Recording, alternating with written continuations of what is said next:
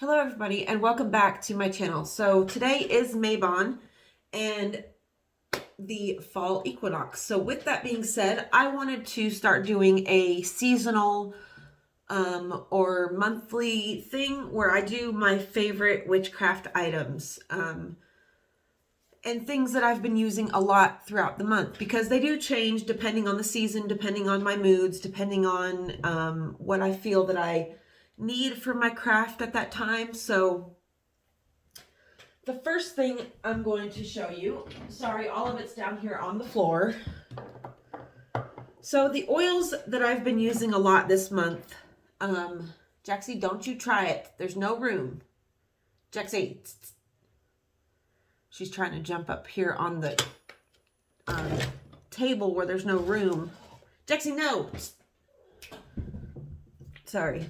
But the oils I've been using this month a lot have been these. Lavender, clove bud, ylang ylang, and patchouli. So I got these ones at a craft store, I think Michael's.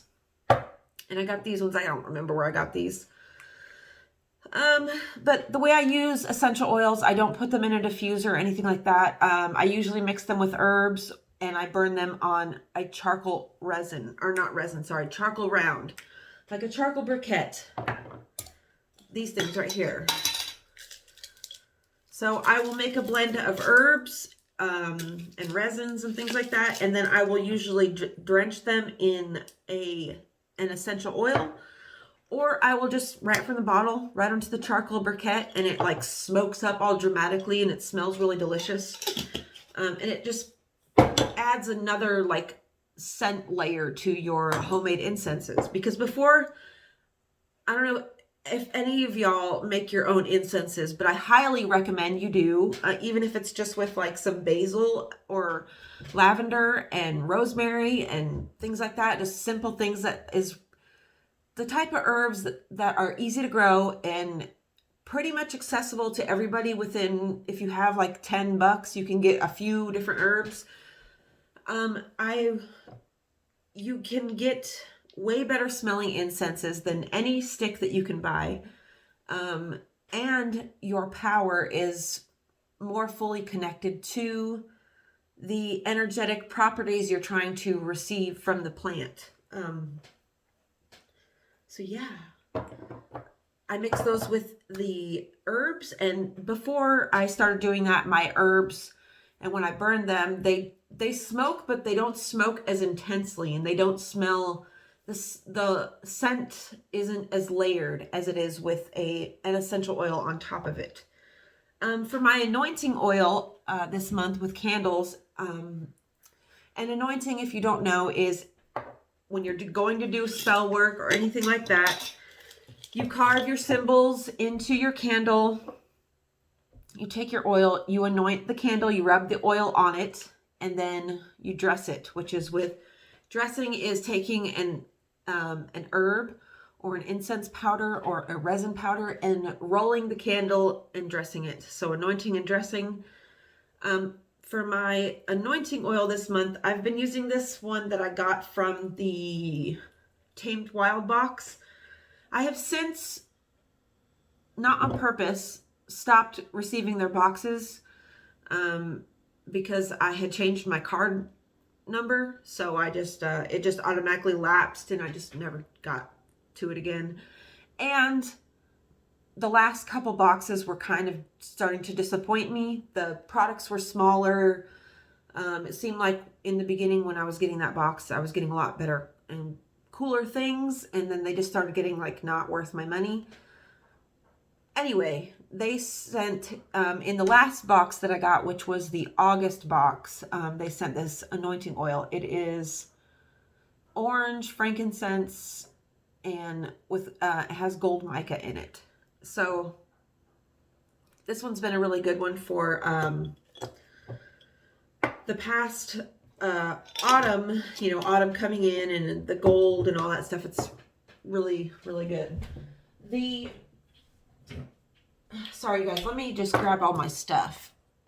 Okay, so the tarot cards that I have been pulling from the most lately Now I do have a good 7 decks, and the one that I use the most frequent is the Rider-Waite deck because it's just the one I'm most comfortable with. I have the most memorized knowledge on that specific deck because I've had it the longest.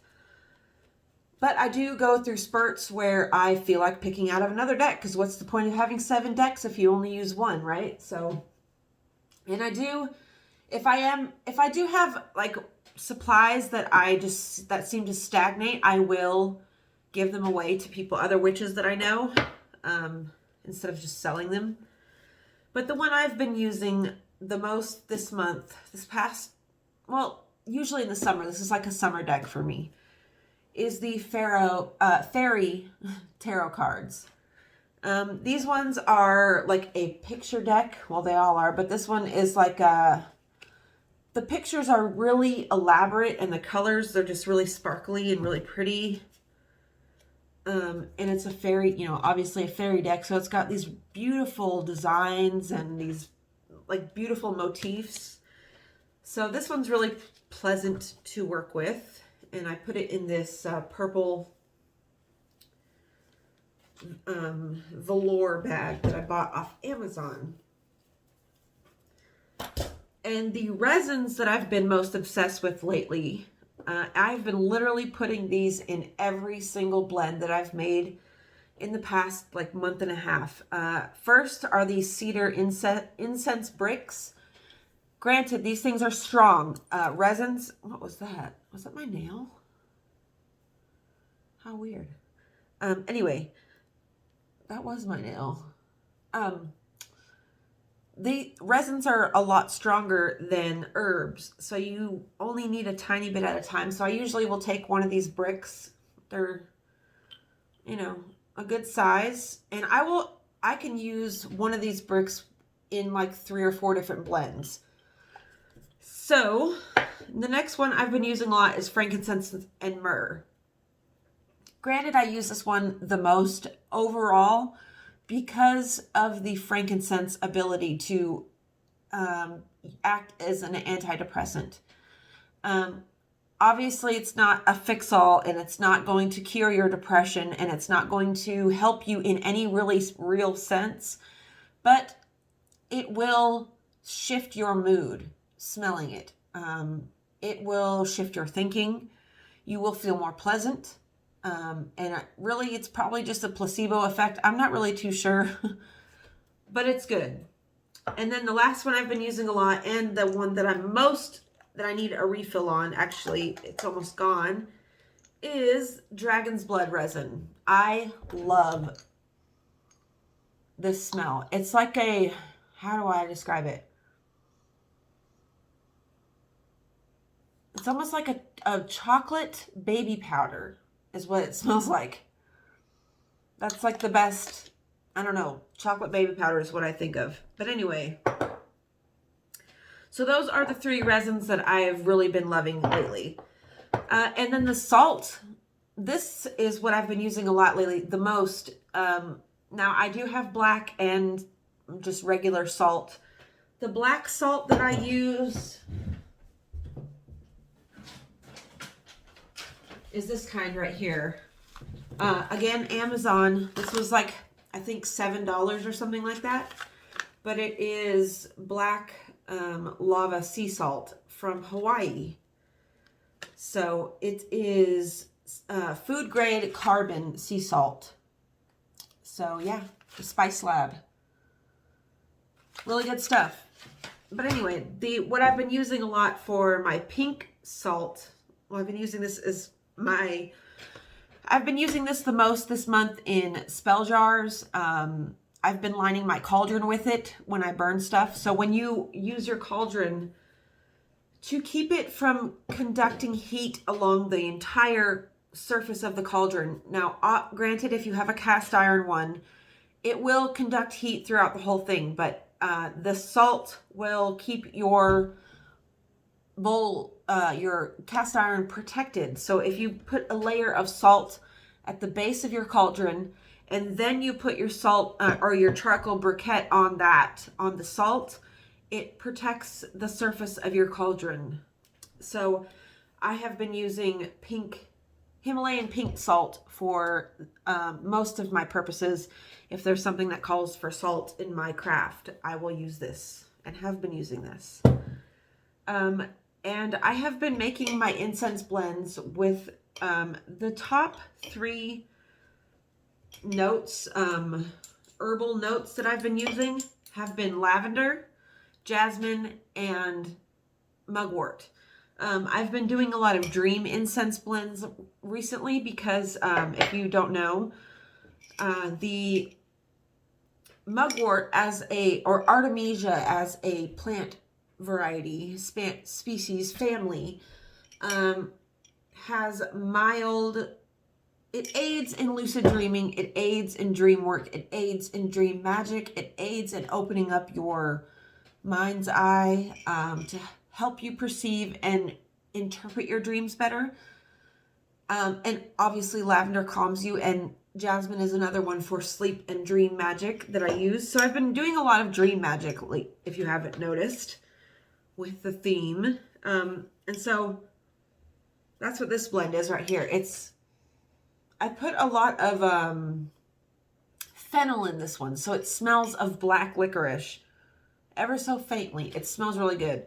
I'm one of those weirdos who actually likes the taste of black licorice. Like, I don't know. I like it over the regular licorice. I know that for sure. So that has been everything that I've been using. Oh, no. One more thing, you guys. I almost forgot. I got this new box for my candles. I used to keep my candles in an old vase because every time that I do go buy candles, I buy a ton at once. I don't like to keep having to go back to the store. If I need a candle for a certain spell, a certain color, whatever, I just always have a bunch on hand. Like, I'm always ready for the power to go out or any type of spell. And so I recently got this box. My friend, he handmade it. And he was like, do you want that? I was like, hell yeah, I want this. Like, are you kidding me? Like, a wooden box? Like, why wouldn't I want that?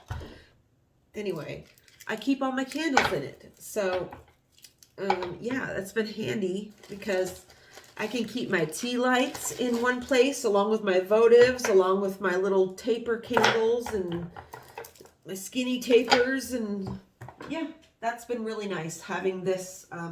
I plan to actually take this thing is heavy. I plan to take my, what is it called? Pyrography? My soldering iron or my wood burning tool, and I'm going to burn in my sigil into that. So, yeah.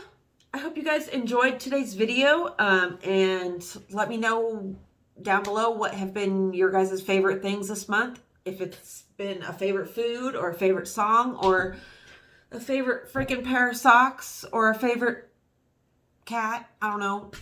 I love you guys, and I'll see you in the next one. Bye.